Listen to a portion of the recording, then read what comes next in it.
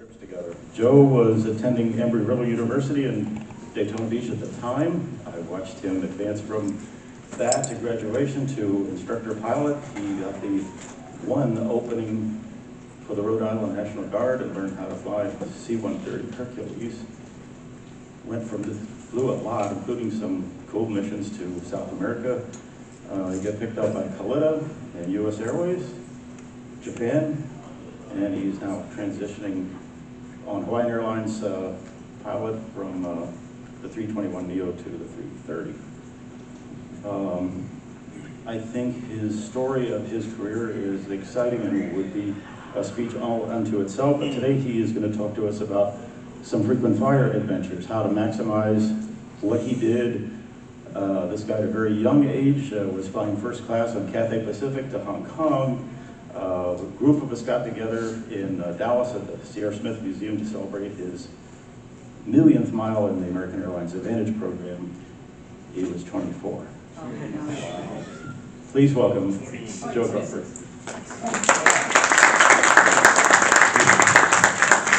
Wow, good morning. What an introduction, huh? It's great to be here. This is, I've been coming to these things since Toronto, 1989. That was my first convention. Hit most of them since then, and through this organization I had a chance to meet all sorts of fun people, do some travel, and have some exciting stories. So the story I'm going to tell you today is more about my travels and frequent flyer promotions and traveling the world and benefiting from them and enjoying the ride along the way. So who here wants to learn how to get a free first class ticket to Europe for $500? Right here. Oh, okay, good. Well, had you been here 14 years ago in 2007, all of this would be much more applicable. No, just kidding. Actually, most of this is still applicable to this day, but my stories about how I did this stuff over the last 20 years. So I have a chance to talk about a whole bunch of different airlines, and I've only got about 45 minutes, so I'm going to focus on American, which is the airline that I flew most of my stuff back in college and in the late 80s, early 90s. Most of the travel that I did using frequent flyer miles wasn't about earning miles. It wasn't about traveling just to get statement credits. It was about traveling to see the world and fly airplanes, which I think a lot of the folks in here could get that concept. So keeping that in mind, the #1 goal of my travels wasn't just to earn miles and earn them, it was actually to travel the world and put pins in the map and see the world. So that's where I'm going with this. With every good story, there's always a backstory, and I'm going to start off with that, how I got to where I am today. Back in the late 70s and the early 80s, TWA was running a promotion. Mom and Dad buy a ticket, kids fly free. Some of you probably remember this promotion. One day my dad was driving home from work and he heard this on the radio. Mom and Dad buy a ticket to Florida, kids fly free. So we called up our travel agent. He said, let's go to Florida. So this was the first trip that I ever took, October 27, 1981, from New York to Miami on a promotion. We're going to come full circle about this. There was actually a commercial and all this, and Mom and Dad buy a ticket, and they ran this for a couple of years. And through this promotion, I took my first flight ever. As a 10-year-old farm kid from rural eastern Connecticut, our family flew from Newark to Miami, Florida on a TWA 727. That's a copy of my actual boarding pass and my ticket from my very first flight that I flew as a kid. And back in those days, they hand-wrote tickets. Probably a lot of folks don't recognize that. But notice the word free in the bottom left corner. My very first trip was a free ticket. Now back in those days, they didn't care how they spelled your name or how anything else detailed, but I kept that. And that was something that I still cherish to this very day. Now, like any good family from rural eastern part of the country, we got to the airport about 5 hours before the flight. My mom and dad wanted to make sure we had everything good and ready to go. And when we got to the airport, I remember walking into the airport and looking at that big Visiontron sign. Remember that sign? Tick, tick, tick, tick, London, Miami, Las Vegas. And I remember walking around with my dad around the terminal and saying, what is that? And he goes, well, tomorrow morning at this time, everybody in this building is going to be somewhere else around the globe. They're going to be in those cities. So take a look at these people, because tomorrow they're going to travel all over the world. And it blew my mind. Also, with the couple hours that we had at the airport, he said, let's go around and take a look at some timetables and look at some stuff. So of course, anything that wasn't tied down, back to rural eastern Connecticut. including that. That was the very first timetable that I ever added to my collection. And at the peak, I had thousands of these schedules that I collected mostly from the 70s and 80s, but this timetable came out 2 days before my very first flight, and on the cover of that timetable is a promotion. Now, lots of coincidences, the stars are going to align, we're going to come full circle. But my dad was telling me about things like this, and it's like, look at that route map, look at the places that this airline goes, and the places that you could travel around the world from this very building. How exciting must that be? Blew my mind. So I started collecting everything that I could find in the terminal and bringing it back home and looking at this stuff. And one of the things that I started looking at was any promotion or anything I could sign up for, including frequent flyer programs. Now, I was 10 years old. What respectable Irish Catholic parents going to let their 10-year-old sign up for a frequent flyer program? Not mine. They made me wait, of course, until I was 12, but I every single one of those programs. Yes, I was a member of the Air India program. I was a member of every program possible because I wanted everything in the mail to come to me every 6 months with frequent flyer statements, timetables, you name it. It was fun. So in the process of signing up for all of these things and looking at this promotion, I started noticing that, hey, if we go to Florida every year for a family vacation, we could get on these other flights. We could go to exciting cities. We can get on DC-10s, L-1011s. So my family said, you sign up for all your stuff and just play the game. Now, early promotions and everything were like this. TWA's frequent flyer program actually issued you stickers, and you put those stickers, notice the word cash, nobody pays cash for a ticket, but you put the sticker on the bottom part of the ticket, and somehow miraculously, miles would show up in your account. So this was one of the first setups for frequent flyer programs before they issued cards, and ironically, in the TWA program, if you notice, they were partners with Eastern, TWA, Qantas, Eastern, and PSA. However, Eastern Airlines never allowed you to get miles in and out of Kansas City for some reason. Never knew the reason why.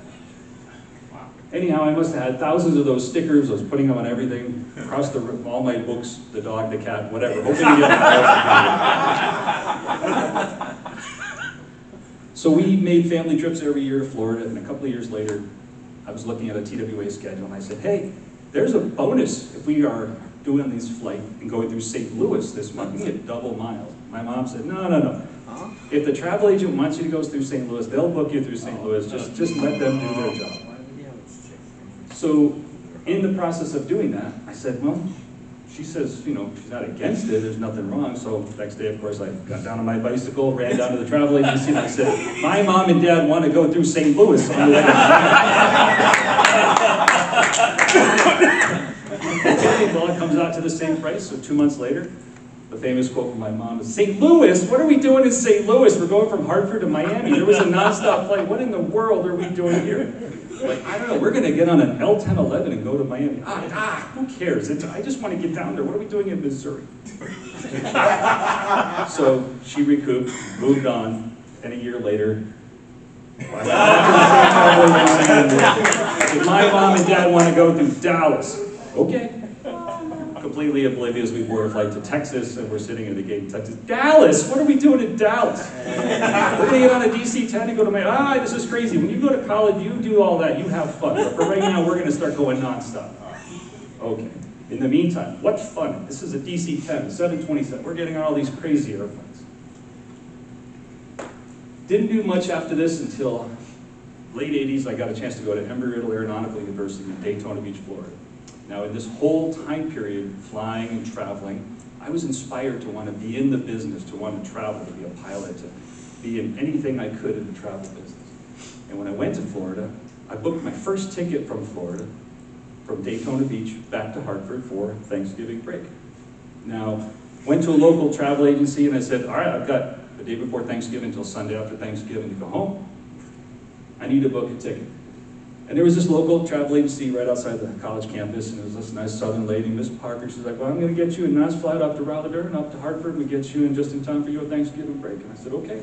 So I flew Daytona, Raleigh to Hartford, spent the weekend with my folks. And she couldn't get me back to Raleigh-Durham. The flight from Hartford to Raleigh was full. So I'm sorry, but we're going to have to route you through Chicago. So I said to her, you know, it's early, there's a support group for people like me. I would love to go to Chicago. I've never been to Chicago before. So the Sunday after Thanksgiving, as many of you know, one of the busiest travel days of the year, I get a chance to fly from Hartford to Chicago, to Raleigh-Durham, to Daytona. So I get on the airplane, I go from Hartford to Chicago, and I get there and I got about an hour and a half. And I'm waiting at the gate for my Raleigh-Durham flight, and it's a rainy, cold, dreary day in Chicago, kind of like it is all the time in the winter up there. And all of a sudden, the rain stopped. The clouds parted. And all of a sudden, this ray of sunshine just beamed down to gate K19. And as I was sitting there, and the world stopped and silence rose, the gate agent picked up her wonderful microphone and said those magical words, "Ladies and gentlemen, we are looking for passengers with flexible travel plans. We're going to $250 travel voucher." So of course, it perked my curiosity. I gussied on up to the ticket counter and I said in my best little Scottish accent, "So what say ye about this travel voucher business you speak?" And they said, "Well, we can give you a voucher. If you're willing to give up your seat, we'll get you through some other city, get you to Orlando, and on your way." An hour and a half later, I was sitting on a DC-10 flying to Dallas, then on to Orlando, $250 richer, and I got a complimentary upgrade in the first flight. Oh, yeah. This was how it all began. This was day one for the rest of the adventure. And so the adventure begins. So I thought to myself, when I got back to school, well, if I can go through Chicago, where else can I go? And if I can do this with 2 segments, 3 segments, well, what's the rules? How can I push the boundaries on this? So I went back down to that little travel agency outside the gates of college campus and said, "Hey, what's the deal? What are the rules associated with this?" This is a copy of my voucher when I gave up my seat. In these days, by the way, they hand wrote these vouchers, and you could use the value of a voucher towards another ticket and earn miles and just keep rolling them on and on. These are the rules that I found out. So if you got a fare, let's say $198 from New York to Los Angeles, if the fare is a V or K or T or whatever the letter is, that's got to be valid and available on each flight. Most of these round-trip fares require Saturday and overstay. You had to connect on the next available flight, and if you did, you couldn't spend more than 4 hours in the city. And then if you had the next available flight until the next day, you could actually overnight in the city. Maximum of 6 flights in each direction. Most of the traveling public wants to go nonstop. I don't want to deal with any of this stuff. No, but I can guarantee there's other people in this room. They're like, yes, give me 7 flights and I would rather do that. And the last and final thing that was the missing piece of the puzzle that was added stone to this whole story was this thing called the ATP code routing, which was the legal guide, the tariff guide that said, here's the routing that each of the airlines pre-approved to go from A to B. With that information, I was able to start doing some research. This is a copy of an ATP code routing, and it's an actual private company that publishes a routing that says between point A and point B, here's how you can go, what the legal routings are. So I'm going to focus on American. There's ones for Delta, United, every other airline. You could call up and just ask them, what is the routing number? In this case, it'd be routing 73, and if you're going from West Palm Beach to Indianapolis in this case, you could go nonstop for whatever the fare may be, $79 one way. You could go from West Palm Beach to Miami, then to Nashville, Chicago, and Indianapolis. And as long as V class is available, you're on the next available flight, you spend your Saturday night, it'll price out the same as if you go nonstop. Imagine the possibilities with that. So with this in hand and a travel voucher, I started looking at other routes. And this is a transcon routing to go from Daytona Beach to Los Angeles. This particular routing number is routing number 2, and it allowed you to go from Daytona to Raleigh, Raleigh to Nashville if you wanted, or up to Chicago, then down to New Orleans, to Dallas, to Seattle, to Los Angeles. What fun. Now, in those days, most of the airlines said, hey, we don't want anybody trying to game the system. We're not trying to, if there's any type of tomfoolery here, they could investigate and pull miles. But here's the catch. I wasn't doing this to earn miles. I was doing this to get on airplanes and see the world. To get on this rare airplane called the Super 80. You ever heard of that? American had like 1 or 2. Once in a while they showed up in different airplanes. But that was my goal, to get on airplanes and fly around and travel. And it just happened to be I was earning miles the whole time.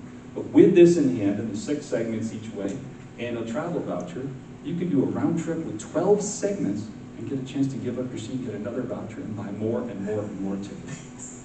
I did this for 3 years in college and earned a lot of miles and went to a lot of places. Spent a lot of time in Des Moines and some other cities, and I'll get to that in a little bit. But this was the Rosetta Stone. This was the missing piece of the puzzle.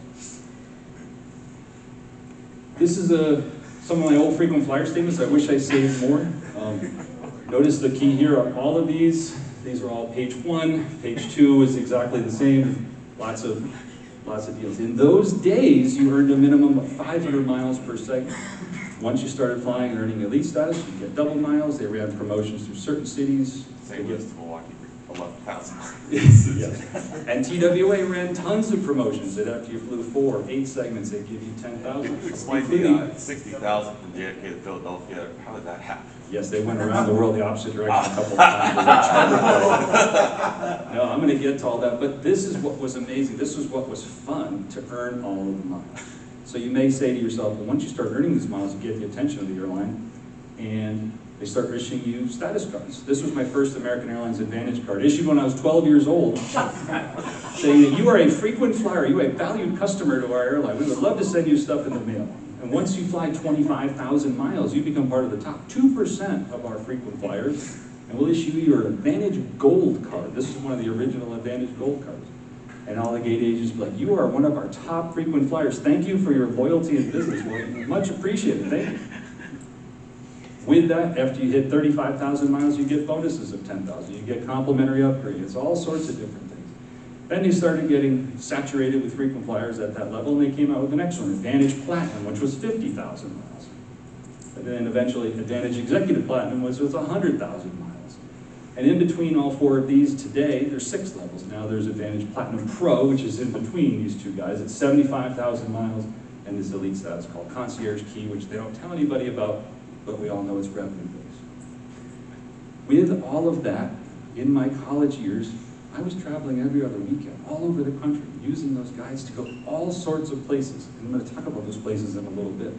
But towards my senior year in college, I was closing in on 1 million miles in the American Airline program alone. After I graduated college, I said, hey, I'm coming up to 950-something thousand miles. This is a pretty fun thing. I should reach out to America, see if anybody else has done this. So I looked at it, and with my friend Dave here, I said, wouldn't it be fun to actually earn the 1 millionth mile on a flight with some friends and family? So I did that. Coming up that April, I came to the Dallas mini show, and I timed it to get on the Chicago Dallas MD-11 flight. American used to fly all Super 80s. There was one flight, it was an MD-11. And on that flight, 600 miles into that flight, I technically hit 1 million miles. So I thought, no, maybe nobody will care, maybe it won't be a big deal. But we reached out to American, and they cared.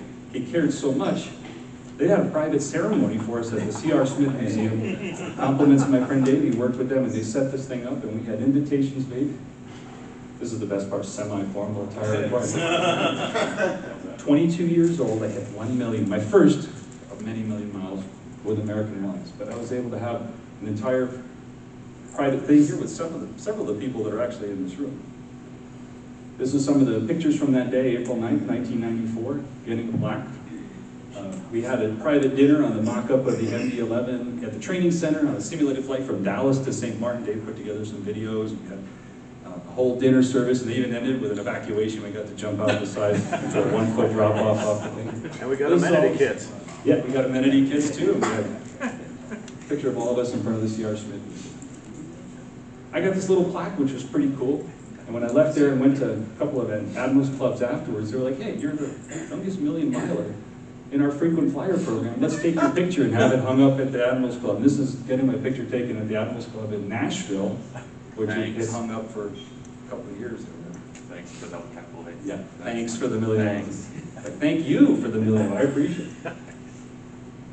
After I got back from this trip, I got a phone call from corporate communications that says, hey, are you doing anything in about a week from now? Because we got somebody that'd like to meet you. I was like, yeah, why don't you come to Hartford? We're having an employee conference, and we have somebody that'd like to actually meet you and hear some stories about how you're in those miles. So I came to Hartford a week later, got a chance to meet this guy. I'd probably nobody recognize him, but this is Bob Kringle, the CEO and president of American Airlines. And he's smiling. And he's smiling. And he's not smoking. Did he offer you a cigarette? He did. But you know what he said to me? You're the guy flying my Super 80s all around the country. And I wasn't sure if I was going to get what was going to happen after that, cup up the neck. But he was like, thanks for the business. You're the guy flying my Super 80s around the country. Wow. Yes, sir, I am. Thank you very much. And my dad said to me when I was a kid, he goes, you know what, every day in your life is a special day, but there'll be one day that you will have your name in lights and you will have that fame and fortune. And that day came. After that, when I made the cover of the Bradley Airport newspaper. It's 1 million miles. Free. Thanks a million for Bob. Did you write that story? I did, and actually it's funny because there was a guy that had 42 years of service at Bradley Airport that was bumped to page 2 so they could put this story. What fun! I was 22 years old and I had earned 1 million miles in the American Airline program. Over the next 6 years, I have closed in on 4 million miles. This is where I am today. Never mind, we're not even talking about other airlines. We're just focusing this in the 45 minutes on American. So what fun. So I go to my next part of this whole conversation. Well, where did you go to earn all those miles? What were the promotions? And that's what I want to talk about next. So as everybody remembers from growing up in the 80s, David Letterman and his top 10 list. Here's my top 10 promotions and frequent flyer trips. All right, are you ready? Knowing all that information, how to travel, all the rules, I put it all together, and these are my top 10. St. Louis to Indianapolis. Some of you folks know this city fare dear to heart. Southwest came out with a $39, $49 fare to go one way. Of course, TWA matched it. And if TWA matched it, Delta, United, everybody else had to match it. However, with the information on American, for the same price, instead of going nonstop, you were able to go from Indianapolis to Chicago, Chicago to Des Moines, Des Moines to Omaha, Omaha to Dallas, Dallas to St. Louis. Now, why would you want to do all of that? For miles? No, it's to get on this rare airplane called the Super 80. It's like this rare airplane that's seen so infrequently around the Midwest. Get to St. Louis, and this is only 5 seconds, but get to St. Louis, spend the night, and the next day go right back to Dallas, Dallas to New Orleans, New Orleans, Chicago, Chicago, Indianapolis, all in the course of 36 hours. And for $98 round trip, including taxes, you were able to get 10 segments and earn a minimum of 10,000 miles and 10 opportunities to give up your seat to get a travel voucher to do this all over again and again. On. Seeing a pattern Did you go here? to class? What's that? Did you go to class? I did. Oh, actually, we're going to get to that in a little bit too. That was number 10. This was really fun putting together the top 10 list because I had like 20 stores and I had to whittle it down to the top 10, so sorry. This is another fun one. Hartford, Connecticut to Mayaguez, Puerto Rico. You're like, where the hell is Mayaguez, Puerto Rico? Their trip used to allow you to go from Hartford to Nashville, which at the time was a double-mile city. Nashville, Atlanta, Atlanta, Miami, Miami, San Juan, and then San Juan to Mayaguez. Interestingly enough, you could get into San Juan, spend the night in Mayaguez. San Juan is not a daily service. You could actually end up spending 2 days in San Juan, connecting on the next available flight to Mayaguez and then coming right back. I did this thing a whole bunch of times. Mayaguez, San Juan, back to Miami, to Chicago, to New York, to Hartford. For $189, it gave me about 18,000 miles. The key here is about a penny a mile. So if you're spending $100, 10,000 miles was the goal. $1,000 turned into about 100,000. That was the goal for all of these routing, because at the time those miles were so powerful, like they let you do. That was number 9. I digress from flights for a little bit to talk about other promotions. And this was a fun one. You're going to love this story. They call, mileage runs in the airlines. This was called a mattress run with the hotel. Back before Marriott Bonvoy, and Starwood, there was a company called Sheraton Club International, which was the frequent program for Starwood or for Sheraton hotels. It cost $25 a year. You had to be a member. But they ran these things where you would get points and everything. And one of the promotions that they ran at the time, they had 4 different brands. They had a hotel, an inn, a resort, and a suite. And in October 1992, they ran this promotion, 91. They ran this promotion and said, if you are the first person to stay at all 4 of the different brands, we will award you not only just your base points, but we'll earn you 10,000 bonus points, which is worth $1,000 in travel credits at the time. So of course, well, how does one do this? So October 1st just happened to be a Tuesday.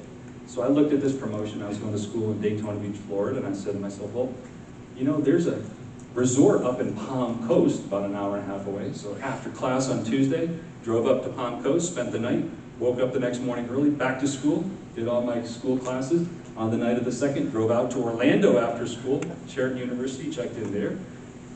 Next morning on the 3rd, on that Thursday, drove back to school, went to all my classes. That night, drove back to Orlando North to that hotel, and spent the night. And then on the 4th, which was a Friday, there's only 3 all suites in the country. One of them was down in Plantation, Florida, outside Miami. So myself and about 10 of my fraternity brothers went down to a football game down there in Miami, and we checked into the hotel, had a wonderful weekend. But I said, how do I physically qualify to be the first person to stay at all? October 1, 2, 3, and 4. You gotta stay the first 4 nights. But if you, according to these people, were the first person to check in, which was legally 3:01 on the 4th, there's no way you could not win this promotion. So at 3:01, I checked in, got all the points, celebrating all weekend. 2 weeks went by. I don't have any points in my account. So I called them up and I was like, hey, did anybody look at this? Did I win the promotion? We'll be right back with you. And about a week and a half later, I got a letter in the mail saying, thank you for the interest in our promotion. It's exciting that you participated in this, but unfortunately, there were several other people that participated and also qualified for this. So you were one of 4 people that actually qualified and did the exact same thing. So due to this, we had to cancel the promotion. Please find attached at the bottom of this letter a check for $400 for reimburse you for the 4 nights that you stayed at the hotel. So I did it, but it was fun. But at the end of the day, even when they canceled the promotion, it wasn't about the points. It was about traveling all over Florida to stay at hotels. And it was one of those things that I got my money back without even asking. So I like that. That was a fun promotion. Coming up. Anybody recognize this? Okay, I just arbitrarily threw this in to see if I still have your attention. I got everybody's attention still good. All right, little American Soup rating. That was one of my favorites. Okay, coming in at number 7. This was one of my favorites because the routing allowed you these amazing places to go all over the country. Let me tell a little backstory. Orlando to Mobile, Alabama. I went down to that travel agency outside of the school campus, and I said, Miss Parker, I'd like to go from Orlando to Mobile. And she said, well, I can get you a nice flight on Eastern Airlines. We get you out of Orlando, hour up to Atlanta, maybe about an hour on the ground, get you over to Mobile in time for dinner at Stuckey. So I was like, I said to her, I said, boring. No, I don't want to go nonstop. I don't want to go through Atlanta. I want to go through Des Moines and Omaha. So she looked at me and said, well, let's see if we can put that together. And we did. I was able to book this on a Saturday, coming back Sunday, Orlando to Miami, Miami to Raleigh, Raleigh, Chicago, Chicago to Des Moines, Des Moines to Dallas, Dallas to Mobile. I left at 6 o'clock in the morning on a Saturday, got into Mobile, Alabama at 10:30 at night, and I did this trip many, many times. Next day, I got up at 5 o'clock in the morning, got on the same airplane, flew from Mobile back to Dallas, Dallas to Oklahoma City, Chicago, Chicago, Nashville, Nashville, Miami, Miami to Orlando. So in the matter of 2 days, Saturday and Sunday, I flew 12 segments for $118, got 14,000 miles, and generally got a bump ticket on every other one of these things, which I rolled over to buy more and more tickets. Now, what does that get you? 14,000 miles. You do this 2 times, at the time it would give you a free domestic coach ticket anywhere in the country. You do it 3 times, it was enough for a domestic first class ticket. If you did this 10 times, it was enough for pretty much a first class ticket anywhere in the world. There's a lot of flying. This particular trip, Des Moines was one of my key cities because you wanted to get on that. Chicago Des Moines was a Fokker 100 at the time. There weren't a lot of those flying around. But I remember going to Des Moines and having the station manager ask me, he's like, son, you're going from Orlando to Mobile. What are you doing in Des Moines? And you know what I said to him? I said, sir, do you realize that's a Super 80 out there? You have one of the most rare airplanes in the American Airline fleet. We got like 400 of those. No, that's amazing. Like, look at that. If you're willing to do all that, you have a good trip. Come on up. So I did this thing double-digit times my sophomore year. This was a fun trip. And the key here... Well, ironically, I spent more time in Des Moines in my sophomore year than I did in college calculus class, so my grades might have also reflected that. But at the time, this was one of the funnest things. So what were you doing this weekend? I'm going to Des Moines. You know, I'm not going to party at the spring. I'm going to go out and fly all over Oklahoma City and all the other fun places. So absolutely fun. But the strategy, if you can see it here, give up your seat, get a voucher, keep buying it, and use the miles to go somewhere you never think about. Number 7. Number 6, this is another fun one. This was the Delta Express. Does somebody know what this is? Drive. Yes. So Boston, I lived right about here, somewhere about Eastern Connecticut. Anyhow, Boston to Portsmouth. Delta Airlines had Business Express, which was their commuter airline flying Saab 340s. Up there, they had a maintenance base in Portsmouth. And instead of overnighting the planes in Boston, it was expensive. They were flying these empty airplanes all over New England to Portsmouth, New Hampshire to do maintenance. And they're like, well, they're empty airplanes. It's a 49-mile flight, but what do you say we offer some cheap thing like a $19 fare to get people to get on it? So I thought, $19. I would love to fly a Saab 340 for $19. Who would, right? But more importantly, who wants to do something boring like that? Just go, no, we don't want to do that. What's the routing about? The routing legally allows you to go from Portsmouth to Portland, Portland to LaGuardia, LaGuardia to Manchester, Manchester to Boston. For $19, 4 segments, and you could turn around, land in Boston at the end of that first ticket, and go backwards and do it all over again on another ticket. $5 a flight. You got it. And then go from Boston to Lebanon, Lebanon to New York, New York to Portland, Portland to Portsmouth, New Hampshire. For $38, you could earn 8,000 frequent flyer miles in Delta. Amazing. Now, I wasn't doing this to earn miles. I wasn't doing this to, I was doing this to get on Saab 340. Yes. What? I did this in the winter time with de-icing, 8 segments a day. It was a miracle that this all came together as well. They allowed you to go to Lebanon, Albany, Syracuse, all sorts of places. There were many times I was the only person on the flight. I had a trip where I went to Albany. I had an hour connection, and they paged me, and Dave met me at the airport going, you're the only passenger. We got to go. You were like, no, I'm having lunch. It'll be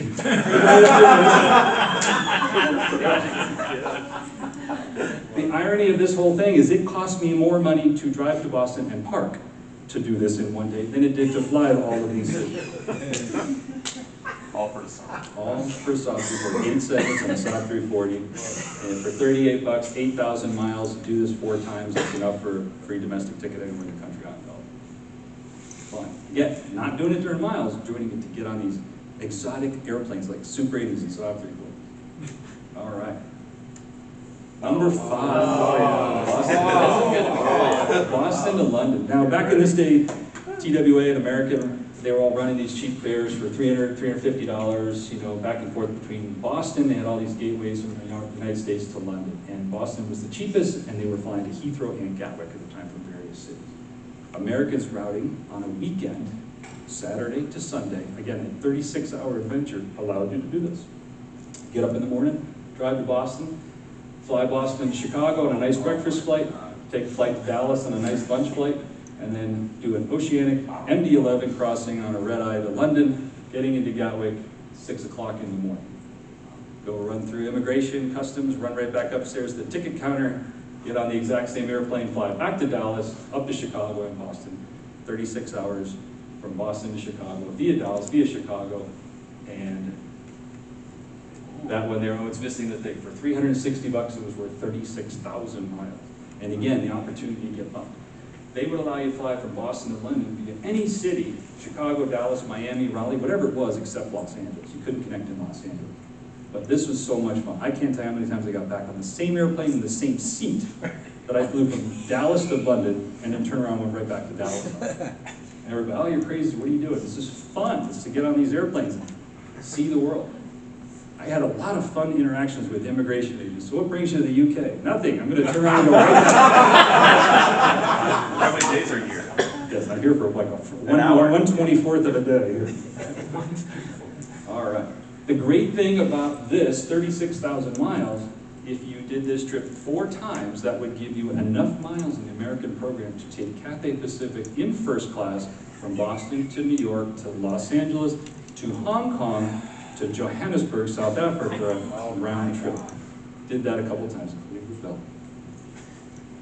All right, coming in at number 4, a real simple one, but a real unique route. Los Angeles, San Diego, what is it, 90 miles? Nothing. Everybody was flying. It was American, United, all the express carriers, including TWA was running an L1011 on this route. And their L1011 was running once a day, and they were running fares like $49 to go from San Diego to Los Angeles. During the Orange County show, a bunch of us went down from LA to San Diego on the TWA L1011 just to go to Tijuana for a couple of hours and come back before the banquet. It was so much fun. Everybody matched this fare, including a small little airline called Midwest Express. Has anybody ever heard of them? Yes. Yeah. All right, let's see if anybody's been listening to my story so far. So where do you think the routing guide on Midwest Express allowed you to connect when you're flying between Los Angeles and San Diego? Not Des Moines, no. I like the way you think, though. Kansas City. Kansas City. Where was Midwest Express? Milwaukee. So the fare from Los Angeles to San Diego allowed you to connect in Milwaukee. But wait, there's more. It gets better. Midwest Express didn't fly nonstop from San Diego to Milwaukee. Midwest Express actually flew from San Diego to Milwaukee with a tech stop in Los Angeles.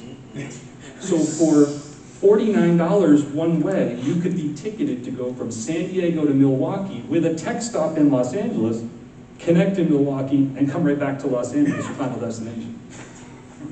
I might have done this thing double-digit times. The only problem with this, Midwest Express points weren't really worth a lot of things. There's only so many chocolate chip cookies you can earn, and this type of trip, I met a lot of flight attendants and gate agents who are like, what the hell are you doing in Milwaukee? It's like, the chocolate chip cookies, I just can't get enough of these. So this was a fun trip. They became partners with some other airlines at the time, but we did this a whole bunch of times. This was a fun trip. All right, I'm going to move into the top 3. Are you ready? This is where it gets really fun. Yes. Top 3, Star Alliance. Everybody's like, ooh, look at this.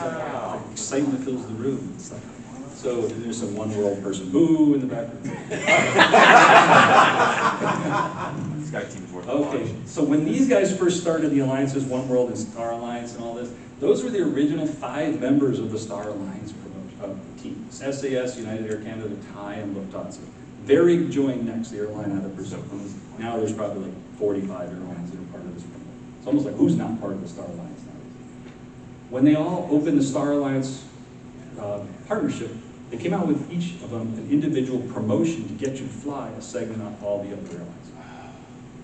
Each of these airlines said, if you fly one segment on all the other Star Alliance airlines, we'll give you some hefty bonus. For example, Thai said if you fly one segment on each of the other airlines, we'll give you 100,000 miles. Lufthansa and Air Canada, same thing. United came out a little bit later with their promotion and said, we'll give you 100,000, but you got to do a segment on Varig as well. It's even better. But this little airline down here, which is no longer part of Star Alliance, SAS, said we're going to do something totally out of the ballpark. If you fly one segment on each of the 5 Star Alliance airlines, we will give you 2 free coach airline tickets anywhere in the world on all 5 airlines. So, of course, the telegraphs went out talking to everybody, well, how do we do this? This has got to be something possible. What fun. So, of course, not to be undone, the challenge was accepted, and this is what we did. Now, the other thing here is you could actually participate in all 5 of these promotions, but there's only so much time we had, so I decided to participate in 2. Fly 2 segments on each airline, qualify one of them for the SAS and the other one for the United promotion. And here's what I did. Bought a ticket from London to Istanbul, made a flight from London to Munich, which was the first segment on Lufthansa. Munich to Istanbul. Thai was running a DC-10, I think it was. Yeah. From Munich to tech stop in Istanbul and on to Bangkok. And we got local stopover rights on that, so we flew Munich to Istanbul on Thai, and that was our first segment on Thai. A couple days later, came back, Istanbul to Munich, and that was the second segment on time, and then flew from Munich to Frankfurt, that was the second segment on Lufthansa, and then went from Frankfurt to Copenhagen, and Copenhagen to London, giving you 2 segments on SAS. That, in conjunction with a cheap ticket between Chicago and Minneapolis round trip on United, and a cheap ticket on Air Canada between Vancouver and Calgary, was a total investment of $800 to earn one free ticket for 2 free tickets on all 5 Star Alliance airlines, plus 100,000 bonus. And what would make this all better? How did I get to Chicago and Minneapolis? And that's another story. It was all on a mileage run doing something else. 6 segments to Milwaukee and up to Vancouver, and nope, can't give up my seat. I need to get to Vancouver to get on a subject. How about the planning coming into that? It was great. And there's a few people in the room, we all learned these things. So 10 free tickets anywhere in the world. Those are great promotions. Hard to believe that's not number one. I can't wait to see what number one is. Yeah, I know. Number one's gonna be fun. I still got, do I need to put that Super 80 picture up to make sure I get it? All right, number 2. Here we Maybe some people have heard about this story.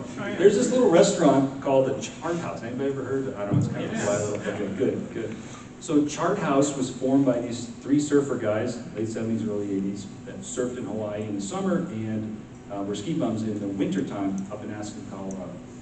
And they decided to bring the sand and surf of the warm weather to the ski resorts in the wintertime, so they opened up their first restaurant in Aspen, Colorado. And when they did, the whole motive was, let's be upscale dining, but with a relaxed atmosphere, so everybody wore Hawaiian shirts and they ironed nautical maps on the tables to give everybody this aloha feel. Well, the company grew, and at the height of this, became a publicly stock traded company. They actually had 65 restaurants all across the country, from Hawaii to the Caribbean to Boston, all the way up to Portland, Oregon. And they had a frequent dining program, of course, that's where we're going, called the Aloha Club, that earned points. So after you spent $500, they give you a coupon for $50 off a meal in the future. But they said, let's do something fun. And the sense of adventure of the first guys that opened the restaurant, let's have a sense of adventure to get you to go to as many of these different restaurants as possible. So in that, they come up with 3 different levels. And they said, if you were to go to all 20 different restaurants around the country, we'll give you this hibiscus level membership, we'll give you a coupon for dinner for 2, a t-shirt and a hat, and mention in our newspaper. Great. They also went on to say if you went to 40 different restaurants, they give you all that same stuff, but this time they give you a coupon good for dinner for 6, another t-shirt and a hat, and then some type of priority, dining at each restaurant. And they did this fun thing. They give you a membership card, and they wanted you to spend $25 at each location. Didn't care what you bought. $25, they gave you a little passport, you get stamped everywhere you went, people would sign it, it was so much fun. But these guys said, if you went to all 65, notice how my voice gets lower, if you went to all 65 restaurants and spent $25 at each restaurant, they would give you this, the Paradise Level membership.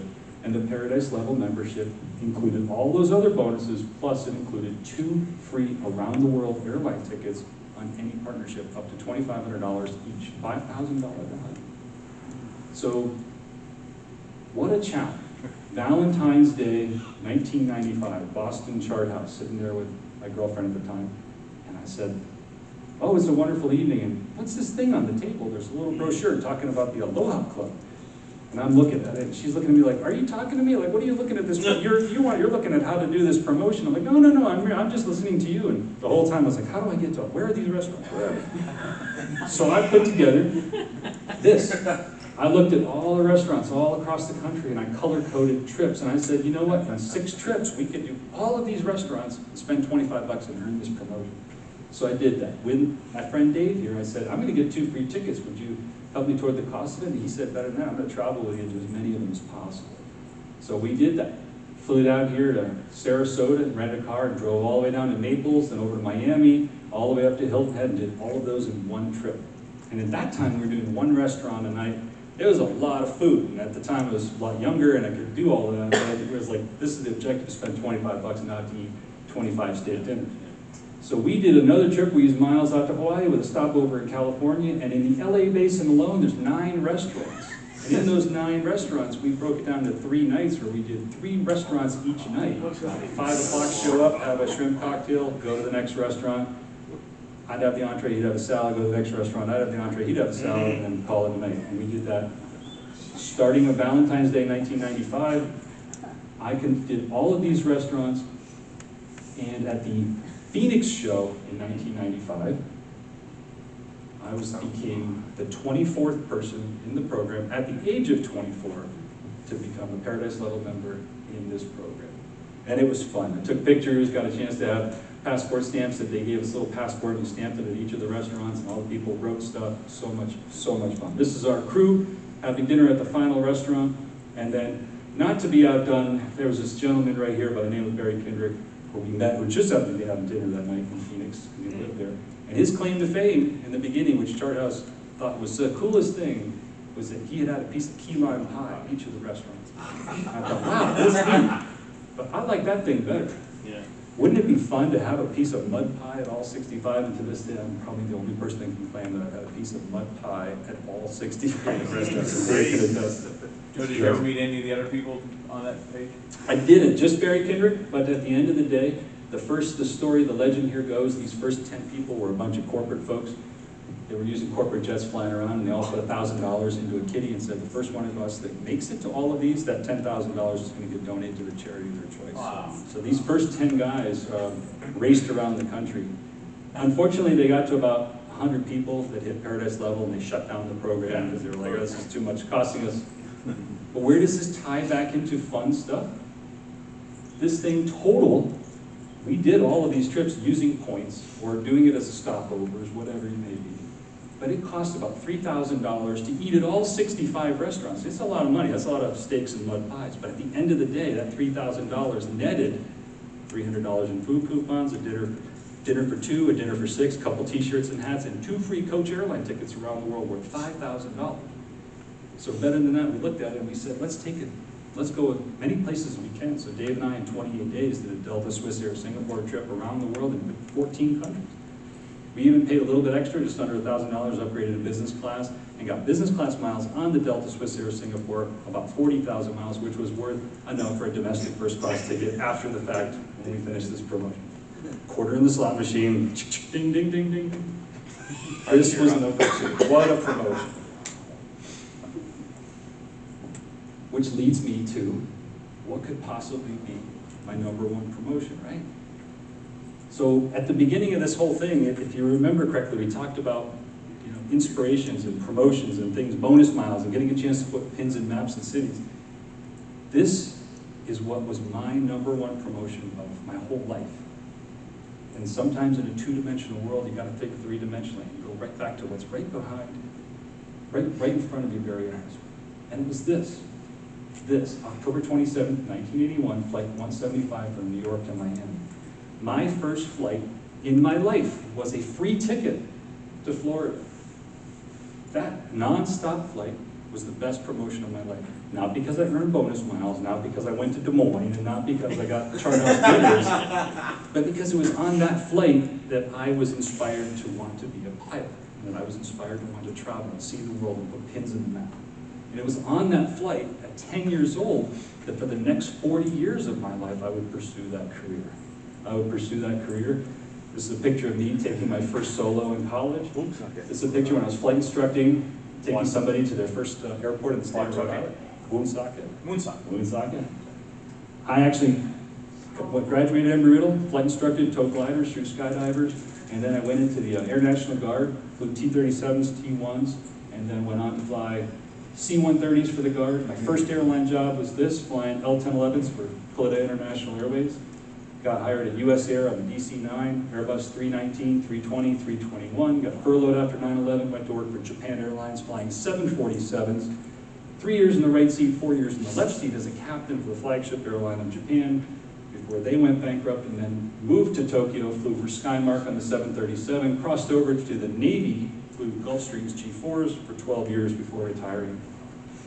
And then this is me moving over to Hawaiian Airlines on the 767-330, captain, flight instructor, check airman on the 321, and now a captain on the 330. So sometimes when you think about promotions, you think about the things that are worth pursuing in life. It's not always about miles, it's not always about points, it's not always about physical, tangible things. Sometimes it's about planting that seed in a young child's mind that makes them want to go and be something that they never dreamed of.